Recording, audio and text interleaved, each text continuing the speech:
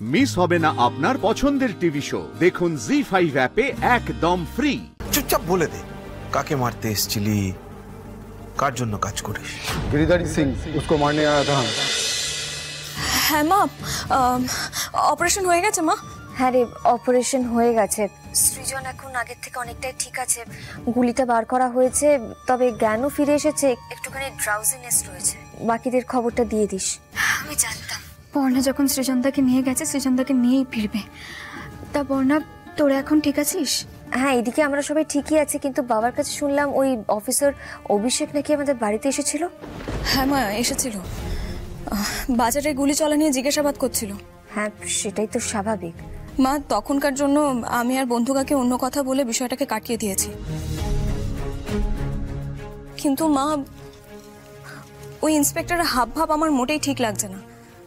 ও যেভাবে আমায় তখন থ্রেট করলো। থ্রেট?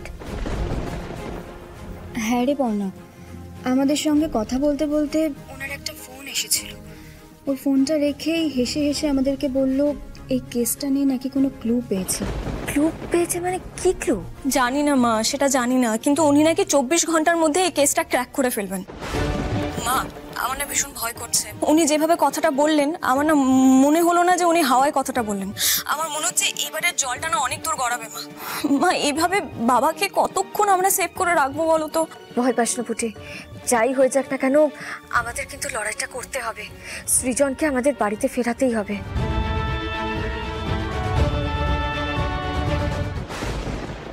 আচ্ছা পুটি, শোন না,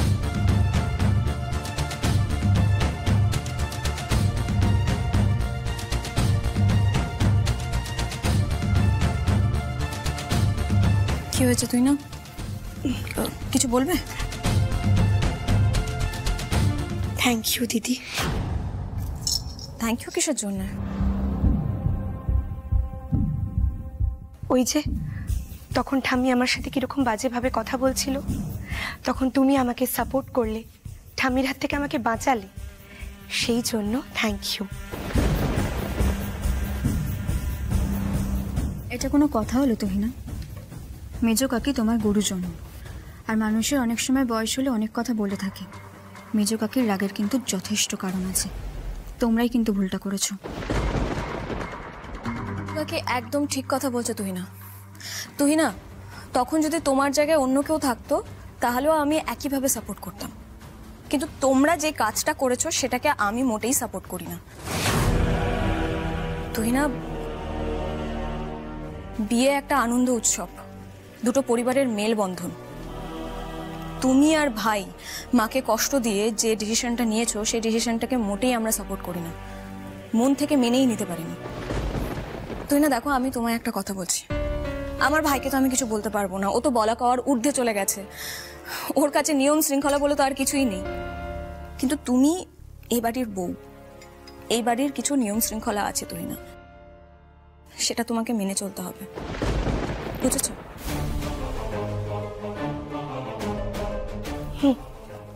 আচ্ছা, আঙ্কেল এখন কেমন আছেন? আঙ্কেল ভালো আছেন, চিন্তার কিচ্ছু নেই। অনেক রাত হয়েছে, যাও গিয়ে শুয়ে পড়ো।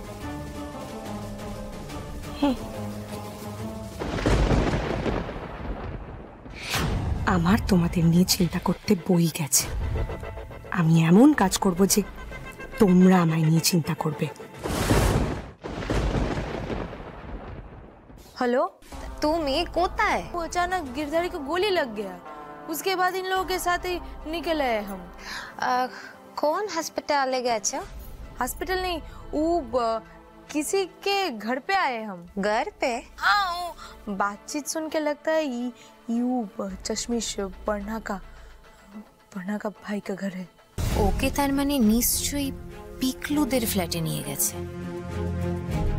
गिरधारी ठीक है?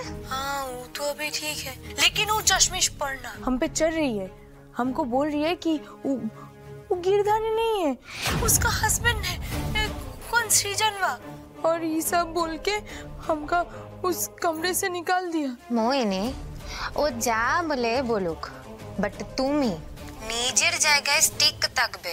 বাবুর জ্ঞান ফেরা অবধি তুমি একটু ওয়েট করে যাও, ওকে? তারপরে কি করতে হবে আমি সব বলে দেবে।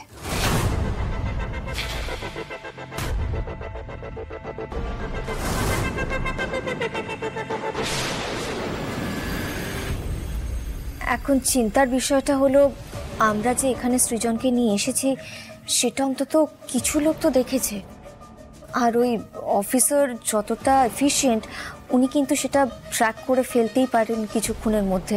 তারপরে উনিও একটা ক্লু পেয়েছেন বলছেন, সেটাকে যদি 2 2 4 করে উনি এখানে চলে আসেন তাহলে তো আমরা সৃজনকে বাঁচাতে পারবো না কোনোভাবে। তাহলে কি করবি ভাবছিস এখন? দেখ পিকলু, এখন আমাদের সবার আগে যেটা করতে হবে অঙ্কিতা ম্যাডামের সাথে আমাদের যোগাযোগ করতে হবে। এখন একমাত্র উনিই আমাদের হেল্প করতে পারেন। তাছাড়া উনি তো এখন এসিপি হয়ে গেছেন না, ডিপার্টমেন্টের ভেতরে কি চলছে সেই খবরটা একমাত্র উনিই আমাকে দিতে পারেন। আর উনি যদি আমাদেরকে হেল্প না করেন আমরা কিন্তু সৃজনকে বাঁচাতে পারবো না। কিন্তু পর্ণা, তুমি ভেবে দেখো, মানে এই সৃজন তো আমাদের আগের সৃজন নেই। সৃজন তো নিজে মনে করে যে ও গিরিধারী সিং, মানে পুরো ব্যাপারটা তো খুব জটিল, তাই না? অঙ্কিতা ম্যাডাম যদি ধরে নেন যে উনি সৃজন নন, গিরিধারী সিং, তাহলে তো উনি তোমাদের হেল্প করবেন না। না না বাবা, আমি অঙ্কিতা ম্যাডামকে বোঝানোর চেষ্টা করব। আমাকে এক্ষুনি একবার অঙ্কিতা ম্যাডামকে ফোন করতে হবে। দাঁড়ান, আমি একটা ফোন করি। বলো পর্ণা, কি খবর? কেমন আছো? ভালো নেই ম্যাডাম। কেন, কি হয়েছে পর্ণা? ম্যাডাম, আসলে খুব বিপদে পড়ে আপনাকে আমি ফোনটা করেছি। আপনার থেকে আমি কিছু লুকোবো না, আমি সবটাই আপনাকে খুলে বলছি। তবে আপনাকে কিন্তু আমাদের হেল্প করতেই হবে ম্যাডাম। আসলে একটা কারণে পুলিশ আমাদের পেছনে উঠে পড়ে লেগেছে ম্যাডাম।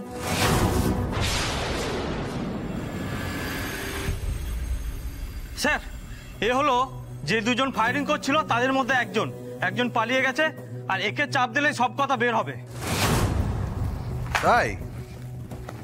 এই শাহরুখ,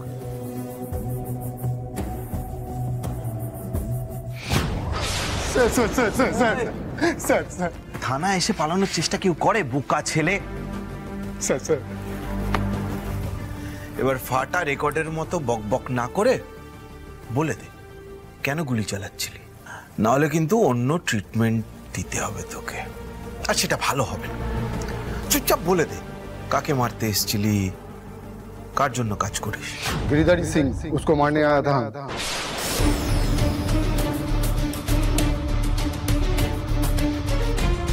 আহ, অকারণে মারধর করছিলে। কি সুন্দর বলে দিল, मैंने तो गिरिधारी सिंह को मारने आए थे। তার মানে গিরিধারী সিং এলাকাতেই আছে। গণেশ, একটা কাজ করো, এই যে ছেলেগুলো এসেছিল না অর্পণ দত্তের সাথে ঝামেলা করে রিপোর্ট লেখাতে, ওদেরকে একবার এখানে ডাকো। আমার কেন জানি না মনে হচ্ছে কেঁচো খুঁড়তে এবার কেউ টেবে বেরোবে। জি5 ডাউনলোড করুন আর সব এপিসোড দেখুন একদম ফ্রি।